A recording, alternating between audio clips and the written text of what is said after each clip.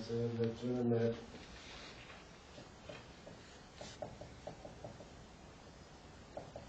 application.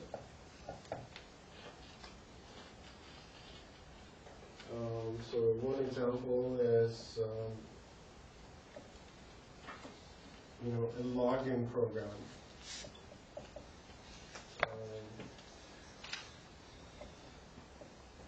A program that emulates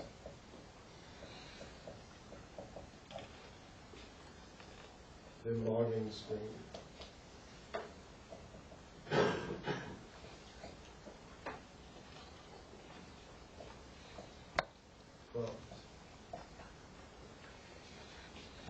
Still user passwords.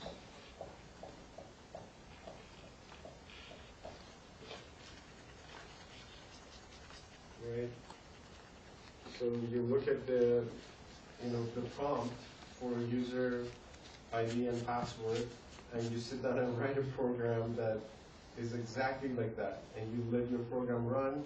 The next user that comes in, they just type in their user ID and password, and then as soon as your program gets them, it's going to email it to you, and then exit, and the real prompt would come up, right?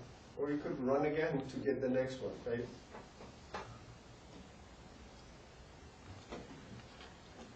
So that's a Trojan horse. Of course, you have to have access to be able to run this program, right? So it could also be remotely installed if you, if you have the time to do that. Spyware is an example of Trojan horse programs. So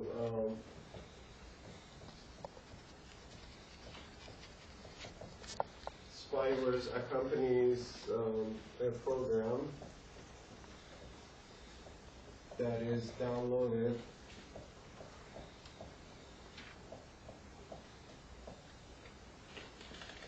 and installed, a legitimate program.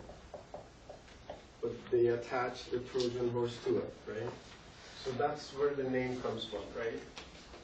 It comes with some other program, inside of some other program, right? And it gets installed. And usually spywares are just to pick up your habits, right? To see what you do as far as browsing or the sites that you visit, things like that. Again, completely, your privacy is out the window.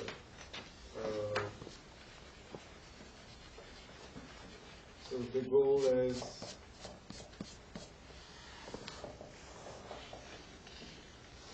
one, download and display ads, and two, capture users' habits, sites they visit. Actually, that goes hand in hand, right? Once they know the sites that you visit most, then they send you ads that are better for you, right?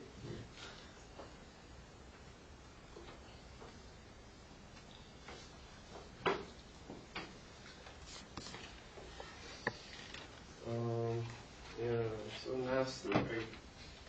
And there could be other things, right? These are just two examples.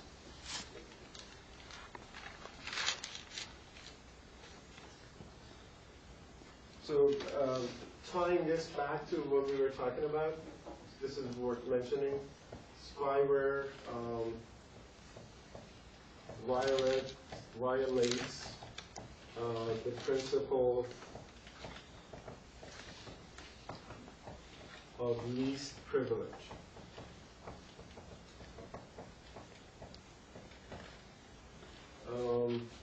the user should not be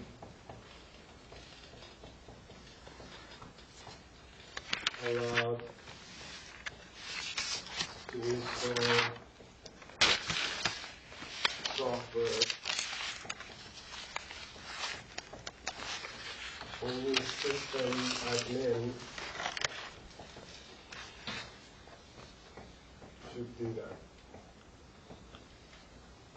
And presumably system admin knows what to install and what not to install, right? Which is not the case, right? Usually. Yeah. And then the other problem is that, you know, on your laptop, you're the user, system administrator, the root, everything, right? Yeah. So that's also a big problem.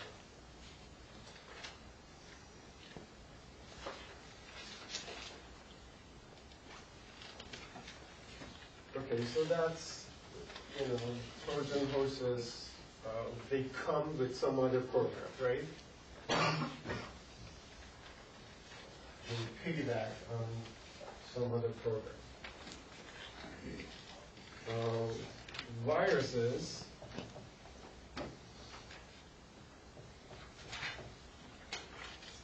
kind of do that as well, but it's a little bit different.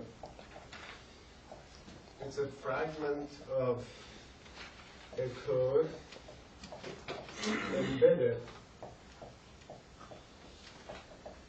in a legitimate program. So it's not a program itself, right? Trojan horses are programs themselves. This is a part of the code that is inside of another code, right? Subtle difference, right? Not a big deal, but subtle difference. They're all that, right?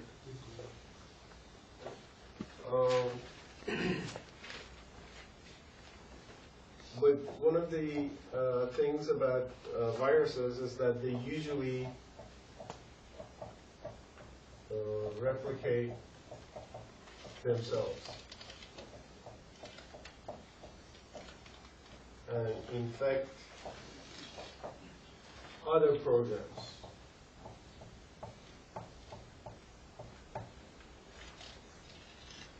So Stuxnet and Flame are examples of that, right? I'm sure you've heard of them and read about them, right? That ushers in a new way of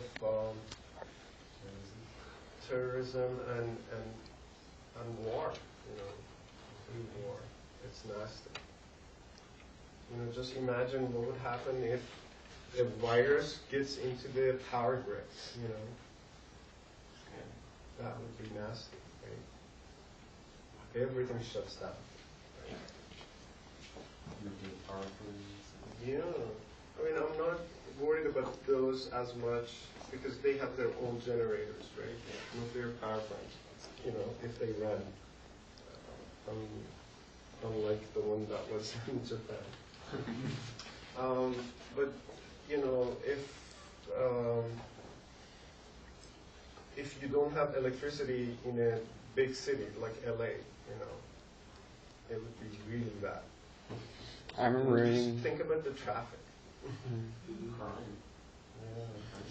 There was an article a few years back about how they found some kind of a bug or a virus that was embedded in one of those systems. And the way that when they analyzed it, they said that the only people that were able to write something like this was like Russia or China. And it had a kill switch for a certain part of the grid, but they removed it before, you know, anything ever happened. And so no one ever fessed up, of course. But yeah, it's usually governments, because governments have that much time and resource and money to do things like that. Same thing with Flame and Stuxnet, right? What is Flame? Flame was the next incarnation of Stuxnet. So look it up. They say it was even worse than Stuxnet. So yeah, because you know, hackers usually some 15-year-old, you know, for that, right? Although they have all the time in the world, but you know, they just want to, you know, do a little bitty thingy, you know, do something for fun. But when governments do it, that's really scary. Okay, so viruses.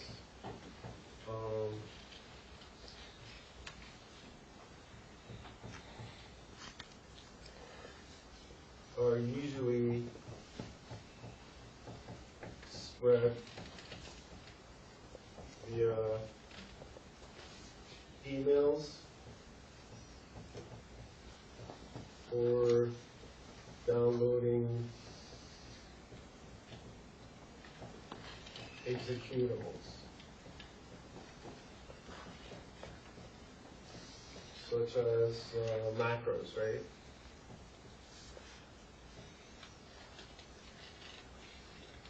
You know, I'm thinking Word macro or JavaScript, right, attached to web pages. You know, Excel has macros, right?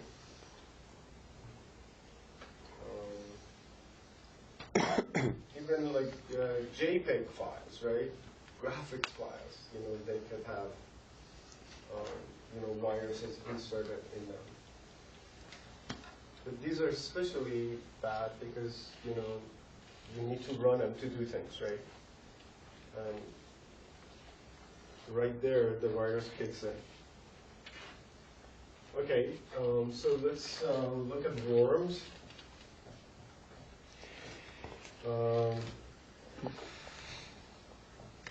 These guys also replicate themselves.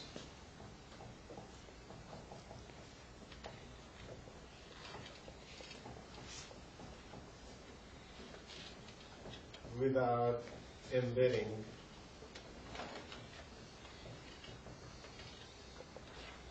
in other programs.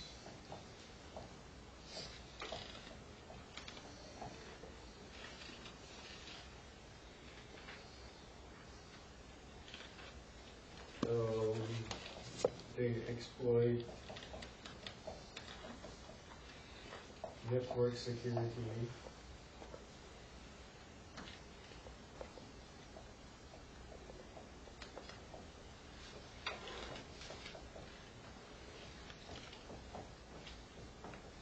to send copies of themselves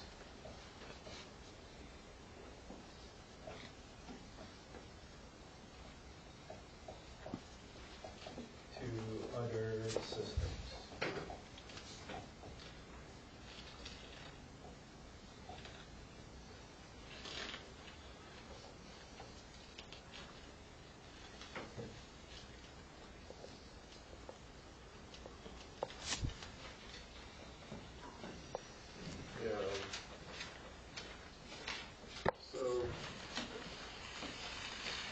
There's subtle differences between these guys. Usually, you know, everybody calls them viruses, right?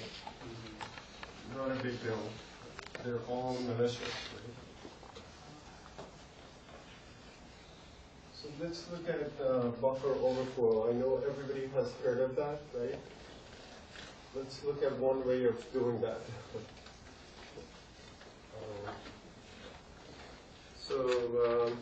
What happens in buffer overflow is that I think we did one problem right at the beginning of the course, remember, where there were two sections of the memory, one section for code, one section for data. Remember that problem? Did we do that problem here? Yeah. So buffer overflow happens if the program counter points to the stack of activation records, to the data in the stack of activation records. Does everybody know about the stack of activation records?